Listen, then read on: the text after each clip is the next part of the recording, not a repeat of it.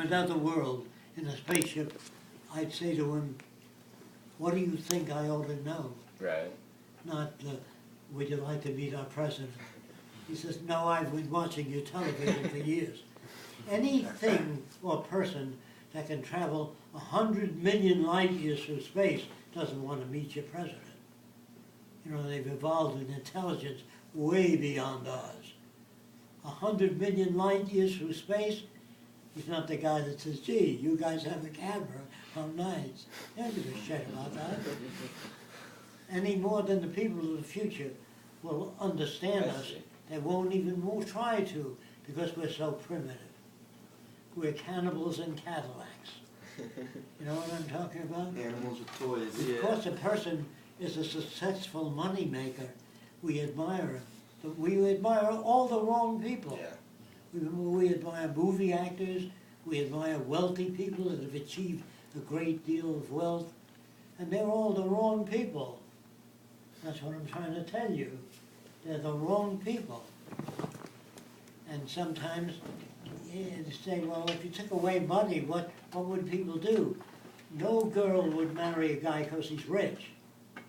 No guy would marry a girl because she's rich. They'd only stay together because they got along. If they don't get along, I want to tell you another bullshit word, and that's love. Now let me make sure you understand it when you walk out of here. Actually, do you like everything you've ever done in life? Surely not. You like everything. So when you think about it, what happens is if you live with a replica of yourself, how long would you be together? Not very long. Because sometimes you like yourself, sometimes you don't. Sometimes, what a stupid thing I did, is that right? So what happened to love when they split? The girl says, I want the car, the house, and the kids. I says, fuck you, you're not going to get it? Where's the love? Yeah. Love is a fluctuating thing, not fixed. Do you understand that? Like if I say, do you like everything about yourself? He said, hell no. I did this in July, which was very stupid. You know. So when we talk about love, people talk about it as though it's there, permanent, it's so. Just like Fresco's city is ideal. No, it's the best I know up to now. That's all I can say about it. Is it utopia? Of course not. But it is compared to what exists. Sure. See, you cannot design the best airplane. You can only design the best you know how up to now with what you know. That's why there are no final frontiers, no city, ideal airplane, the best house. We can never do that. The house of the future will be smart enough to know when you walk in and your wife says, I like, or your boyfriend, whatever your orientation is, I want the house to be blue. You turn it down, make it blue. How blue? That's up to you. Your house can change color. You can, there'll be no telephone. There'll be sound directed at your ear, and you can talk to a guy in Philadelphia because the sound is collected at some point. You don't have to hold a gadget. And when you have, I want to say this again about teletactile. When a woman is 70 and her husband's dead, she can have a teletactile image of him in the house, full size, and he sits on the couch and she talks to him. But if you make a record of his value system, you know what that means? Yeah. If you ask Einstein, what do you think of this, what do you think of that, and you collect information, then when he Apply dies, that, you have a facsimile of Einstein sitting on your couch and you can talk to him.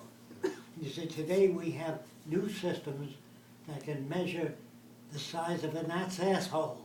You say, how do you do that? See, he can learn. I know that's very hard to imagine. Now, the person today is brought up to believe you get old, then you wrinkle, then you die. That's not true. Your blood vessels build up with plaque, and they get smaller and narrower, so the nutrients don't get out, and you get wrinkled, and you get achy. All that, not because you're getting old, because we don't know how to clean out the blood vessels. But once we learn how to do that, we could reverse the aging process. I will come in the nano age. We reverse the aging process so you're always 31, that you're optimal. You know what I mean by that? Does anybody doesn't understand that?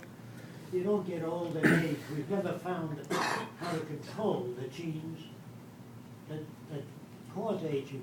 See, cells keep multiplying a certain amount of times and they stop. And why do they stop? How did they stop? We have to find the mechanisms, yes. On that note, I was recently listening to Dr. Michio Kaku. Have you heard of him before? No, The no. theoretical physicist, string field theory. He just recently Yeah, string theory. string field theory is actually what he had recently worked on with Einstein. You know him if you saw him. You probably heard of him. Seen some of his TV shows, yeah. In any event, he was recently talking a few months ago, and on that note, he was talking about how crocodiles and flounders actually keep growing, their cells keep replicating. And the only reason why they die is because they get so big that they starve, or the zookeeper dies, and then they're like, we don't know how old this thing is. We learn how to splice genes and do all that. Right. We'll be able to live as long as you want to live. But I can tell you that if you live to be 1,000 years old, it wouldn't be pleasurable. Because the person is looking at my engagement rings. I heard that shit for 1,000 years. You wouldn't want to listen to anyone because they couldn't say anything new. Wouldn't all this cause overpopulation, though? Like, Yeah, there's that's- way too many people. No, I'm not saying that is the answer. The answer is changing the human body so that your nose doesn't stick forward. You need two holes running up. If it sticks forward, you fall, you break the cartilage, then you have sinus problems. So we have to redesign the body, put an eye in the back, which could help you a great deal. You know, and the teeth will be different, and the ears are shaped differently. They'll move in the direction of sound. In other words, if they teach kids that the human body is wonderful, which they do in medical school, that's the worst thing you can do. But if you look at the human body and say, why, if kids were born with a ball of fat here, a lot of fat, they'd say the reason for that is kids fall a lot and that protects them. But they're not born with that. They put purpose. They say the purpose of the eyebrows are to catch the sweat and bring it off to the side. Strictly bullshit. There's no purpose to anything except man projecting purpose. And what's the purpose of coughing and sneezing? To launch germs at other people and build a habitat for the germs? You understand? Why ask, look how nice. What's the purpose of losing your hair when you walk through the forest? Wood scuffs your head. You get all kinds of scuff marks. If you have hair, it's not to prevent scuff. You have hair, period. What's the hair doing under your arm then? It can't prevent scuff. So people say, I had a scientist over here a couple of years ago, and the purpose of the eyes are to see. I said, you really believe that? He said, yeah. So I said, come in the dark closet. I said, see. He said, I can't turn the light on. You don't have eyes to see. You have eyes and you see if there's light. You understand my language? Our old language doesn't question anything. We have fingernails to scratch the little bugs when we were primitive. Well, why did God make the little bugs? He wouldn't have to made the fingernails. The purpose of fingernails is scratch. They're nonsensical shit. And then the purpose of teeth is to chew food. There are many animals that can digest food without chewing it. You know what I mean? So what's the purpose of coughing and sneezing then? See what I mean? You cough and sneeze as a reflex. But the infection causes you to cough and sneeze, and it launches germs out there. You understand? Yeah. They say the purpose of the wind is to cool things. What's the purpose then of infernos, a volcanic eruption? They say nature is so harmonious. That's another bullshit word. If you're honest, you look in the ocean, you'll see every big fish eating every small fish. Is that right? You'll see bacteria in the world. Every thorn bush, they say the purpose of the thorns are to keep animals from climbing the tree. But there are bugs that eat the thorns. They never tell you that in school. You know what I mean? A thorn is not a thorn to a bug. To you it is. And when you get Einstein's relativity and you begin to examine it, you get to understand that the way man sees the world is not the way the world is. When I was about 14, I got to meet Einstein. So I said, do you believe in truth? He said, what do you mean by truth? I said, that certain things are a certain way. He said, like what? Which is very good. I said, well, this is smooth. He says, you really believe that? I said, yeah. He put it under a microscope and blew it up, and it looked like mountains, this surface. So I said, is that what it's really like? He said, no. He blew it up more. It looked like slivers. I said, is that what it's really like? He says, we can't see things as they really like. We can only see it as our receptors pick it up. Do you understand what that means? We cannot see the world as it is. We only see it like they say Jesus walked on water. If he told that to a mosquito, he said, we've been walking on water for years. You know what I mean? So he walks on the surface tension. But anyway, it's very hard to undo all the shit you've been brought up on. The purpose of ears are to hear with. Now, you have ears and you hear. But animals can hear 30,000 cycles per second, dogs. 30,000 vibrations per second. Man, 20. So when you say man's the highest form of life, I always say in what area? The telegraph vine can communicate with other vines 5 miles away without any wires. Now, I don't know what they communicate about, but according to Bose, they do. And according to a guy named Bose, he said if you stick a needle into a cucumber, it's 6 times as sensitive to pain as human beings. I said, I'm a vegetarian. I meet another guy who says, I'm a nature lover. You ever hear that? I'm a nature lover? I mean, you love earthquakes, hurricanes, tornadoes, that's all nature. Be honest. Earthquakes kill millions of people, more than all the wars in history. So a guy says, I'm a nature lover, he implies he likes lightning, everything. Waves that drown thousands of people, floods, that's all nature. So if you're a nature lover, what the hell does that mean? You can say this way, I love many things about nature, and some things I don't like the bubonic plague. Do you understand what I'm talking about? Our language is so old, it has none of that in it. That's why I'm not invited to speak at most universities, because I rock the boat. I not only rock it, I sink it. So you've got to understand why I'm not on television, because Larry King once said to me, do you have to attack the cigarette companies? We talk about cancer and cigarettes. Then he said, I said, if you have an airbag in front of you, if you get hit on the side, your head goes right through the glass. The whole inside has to be an airbag. So Larry King said, why don't they do that? I said, I can't answer that. I can only tell you what's insufficient in our society. And there's too many things. Don't try to patch it up. Don't take tokens. Like the king used to throw a couple of strawberries out to people who take, tokens. Try to sell this system is no good. You need a change. And the guy said, what if your system doesn't work? Then we'll do more research and make it work. The first man to flow was killed. The first guy that took a shot, and the doctor was killed, so they gave it to monkeys, chimps. There's no other way to find out. When I say no one ever made a mistake in their life, that means that when you don't know something, you put people on a rocket ship and you launch it so fast that they die. So when the government said to scientists, can you put a man on the moon? First thing they said is, I don't know. What do you mean you don't know? Well, we don't know what a man can stand. I said, I don't understand. What do you mean? We haven't put him in a centrifuge. Whirl him around, see when he comes out. If you take off too fast, he'll die.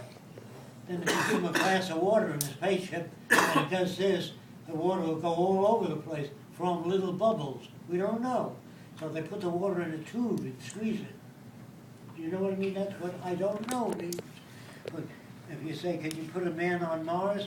The guy says, let me think about it. And then he has to know about rockets, acceleration, how many people the spaceship can carry, and the conditions on Mars. All he can say is, we have some information, not enough. I'm not that sure. That's good to talk that way. I don't know. Well, when the guy says he can levitate, when can you demonstrate it? That's the next question. It's only in the full moon So give him a chance. If he doesn't, reject it. I reject anything I can't check out. I'd like to check it out and make sure that I'm doing the right thing. And when they say prayer works, you heard that. Most people do get colds, get sick, and they get over it. Most illnesses, before you're 21, you get over most illnesses. So they think that prayer did it.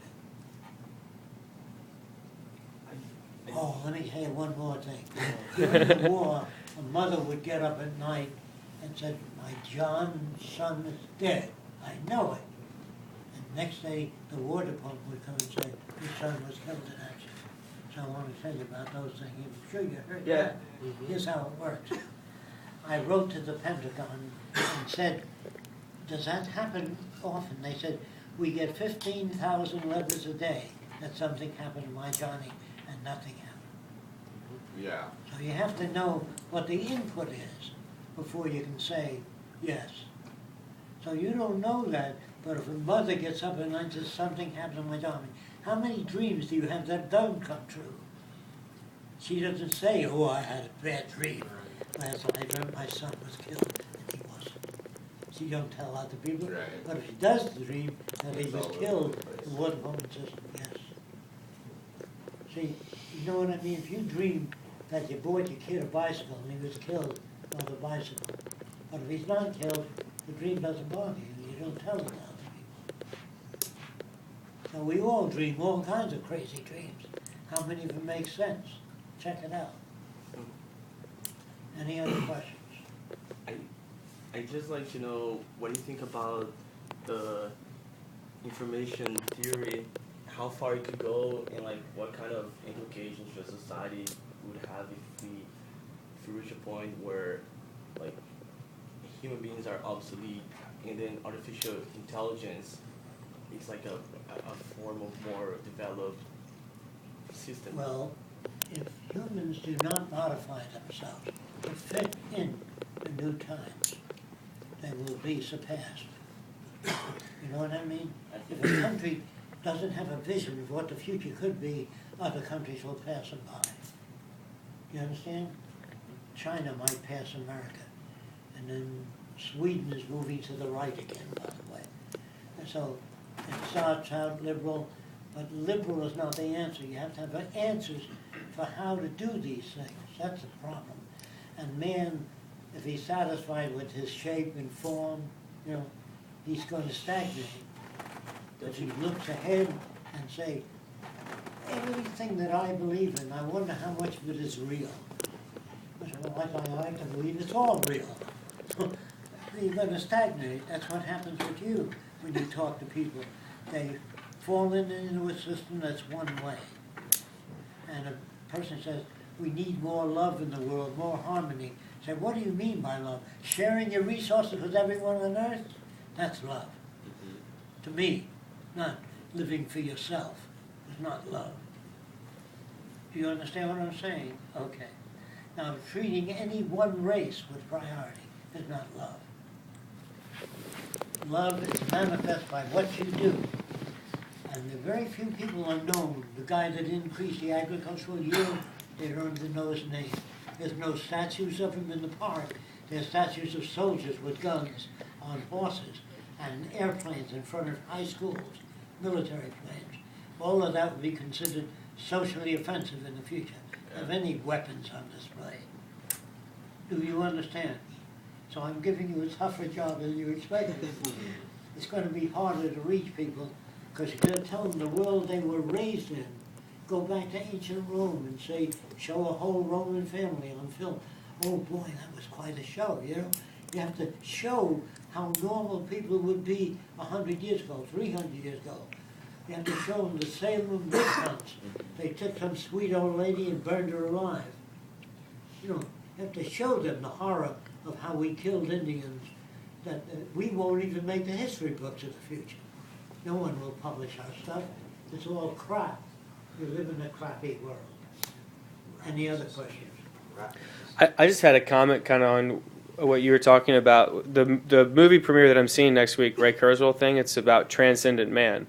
and how he talks about how we're going to merge with our technology. And he gives an example of how even right now today, Parkinson's patients have a little tiny pea-sized machine in their brain that allows them to live with this horrible disease. 25 years will be, a nano, and it'll be small. But they've surveyed these people and they've said, do you feel like this machine in your brain is a part of you? And 80% of them say yes. So along those statistics, it kind of shows that it looks like the intelligent people who want to survive are going to want to use these technologies to merge with them, and we will kind of become part of the AI. Just there's some evidence to kind of back that up. I find it interesting. First of all, you got to remember that machines do not have feelings.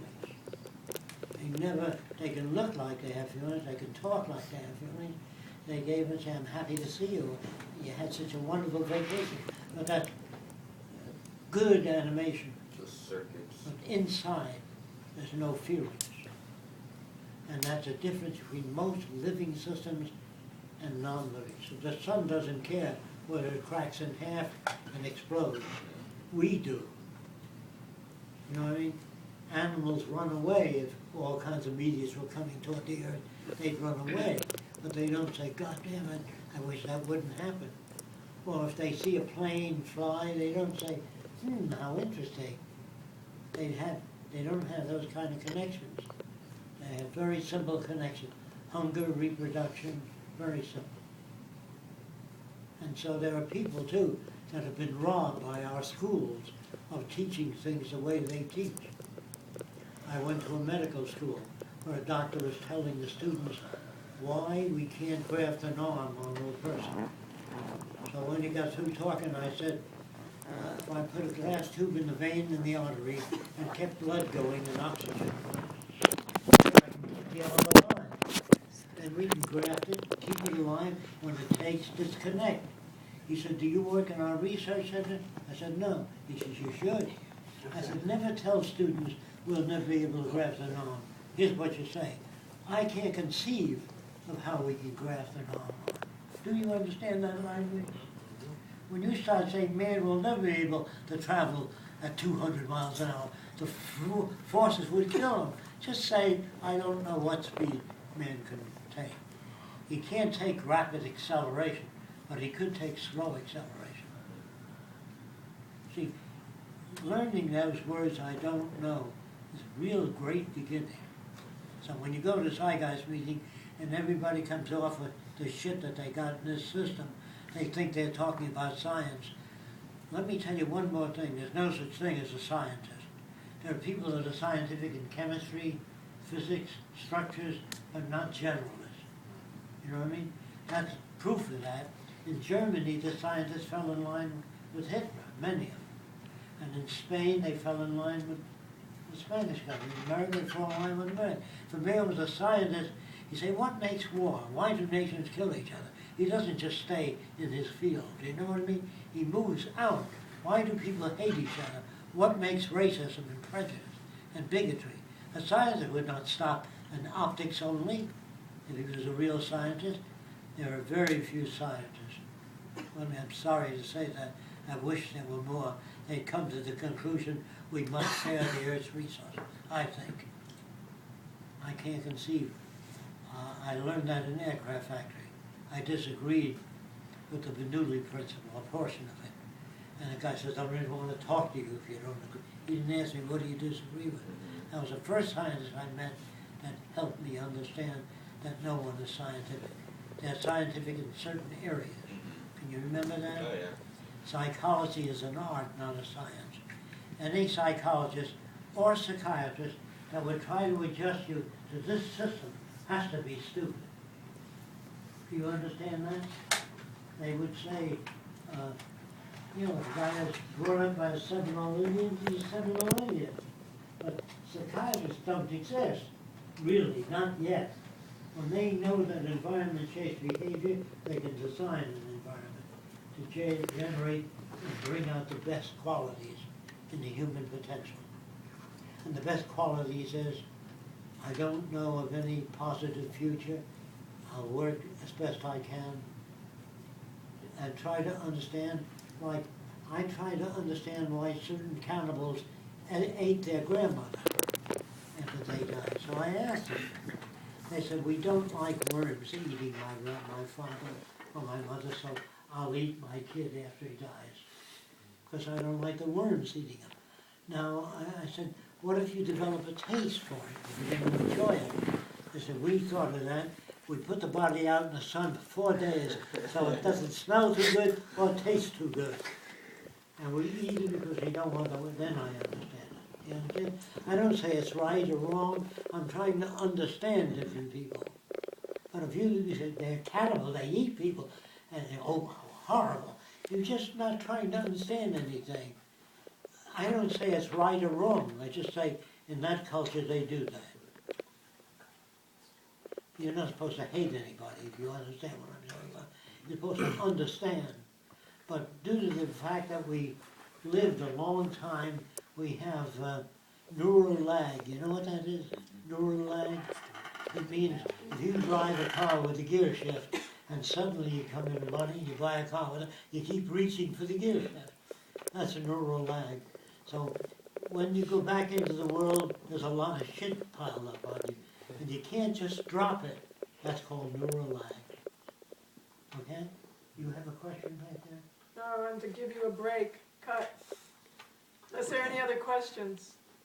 Unless you have a question. I have